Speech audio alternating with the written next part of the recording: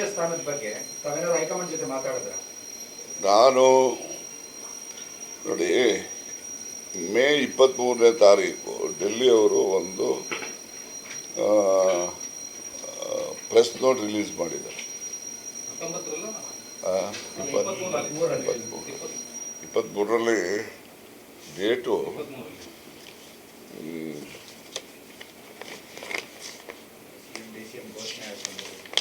ಇದು this is 18th May 2023.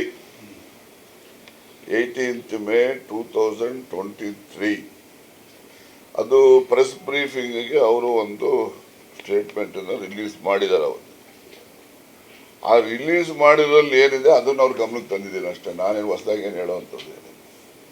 ಅವ್ರು press release ಮಾಡಿದಾರಲ್ಲ, ಲೋಕಸಭಾ ಎಲೆಕ್ಷನ್ ಆಗುತ್ತಂತ ಕೆಪಿಸಿಸಿ ಅಧ್ಯಕ್ಷರಾಗಿ ಮುಂದುವರಿತಾರೆ ಅಂತ. ಅಲ್ಲ, ಅದು ಇದೆ, ಇನ್ನೂ ಎಲ್ಲ ಬೇರೆ ಬೇರೆಲ್ಲ ಬರೆದಿದ್ದಾರೆ. ಅದು ಒಂದು ನೀವು ಹೇಳಿದ್ದು ಒಂದು ಅಂಶ ಅದ್ರ ಇದೆ. ಅದು ಈ ಲೋಕಸಭೆನೋ ಅಥವಾ ಇನ್ನೊಂದು ಲೋಕಸಭೆಗ ಯಾವುದು ಅದು ಸ್ವಲ್ಪ ಕ್ಲಾರಿಫೈ ಮಾಡಿ ಅಂತ ಹೇಳ್ಬಂದಿದ್ದೀನಿ. ಅಲ್ಲಿ he will continue as president till the Lok Sabha elections are over ಅಂತ ಇದೆ. ಈಗ ಓವರ್ ಆಗಿ 1 ವರ್ಷ ಆಗ್ತಾ ಬಂತಲ್ಲ, ಅದಕ್ಕೆ ನನಗೆ ಅನುಮಾನ ಬಂತು. ಈ ಎಲೆಕ್ಷನ್ ಇಟ್ಕೊಂಡು ಹೇಳಿದಾರೋ ಸ್ಟೇಟ್ಮೆಂಟು ಅಥವಾ ಇನ್ನೊಂದು ಪಾರ್ಲಿಮೆಂಟ್ ಎಲೆಕ್ಷನ್ ಇಟ್ಕೊಂಡು ಹೇಳಿದಾರೋ ಗೊತ್ತಿಲ್ಲ. So you clarify this issue ಅಂತ ಹೇಳ್ಬಂದಿದ್ದೀನಿ.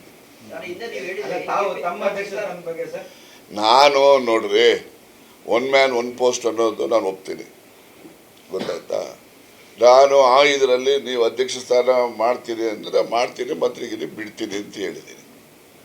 ಇನ್ನೇನಾಗಬೇಕು? ಮಂತ್ರಿಗಿರಿ ಬೇಡಪ್ಪ, ನನಗೆ ಬೇಕಾದ್ರೆ ಬಿಟ್ಟೆ. ದಲಿತ CM ಅಂತಲ್ಲ, ಅವರು ಸಮಾಧಾನವಾಗಿ ಕೇಳಿದ್ರು.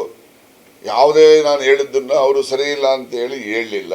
ಹಾಗಂತ ಕ್ಷಣಕ್ಕೆ ನಾನು ಇನ್ಫರೆನ್ಸ್ ಏನು ಡ್ರಾ ಮಾಡಿದ್ದೀನಿ, he has accepted all my suggestions ಅಂತ ಅನ್ಕೊಂಡಿದ್ದೀನಿ.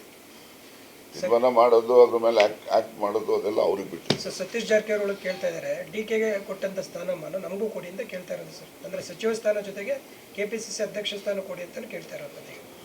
ಅದು ಅವರ ಸ್ವಂತ ಅಭಿಪ್ರಾಯ, ಅದಕ್ಕೆ ನಂದೇನು ಕಾಮೆಂಟ್ ಇಲ್ಲ. ಯಾಕೆಂದರೆ ಪಕ್ಷದಲ್ಲಿ 1 man 1 post ಅಂತ ಇದ್ದಾಗ we have to adhere to it.